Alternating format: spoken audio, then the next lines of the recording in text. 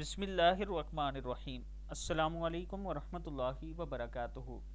نبی اکرم صلی اللہ علیہ وآلہ وسلم نے فرمایا، جب تو فجر کی نماز پڑھا کرے تو اپنی دنیا کے لیے 3 مرتبہ یہ پڑھ لیا کر، استغفر اللہ ربی من کل ذنب واتوب الیہ، لا الہ الا اللہ الحلیم الکریم، سبحان اللہ رب العرش العظیم، سبحان اللہ رب السماوات السبع ورب العرش الکریم، لا الہ الا اللہ وحدہ لا شریک لہ، لہ الملک ولہ الحمد یحیی ویمیت وہو علی کل شیء قدیر، لا الہ الا اللہ العظیم الحلیم، لا الہ الا اللہ وحدہ لا شریک لہ، احدا صمدا لم یلد ولم یولد ولم یکن لہ کفوا احد، لا الہ الا هو الرحمن الرحیم۔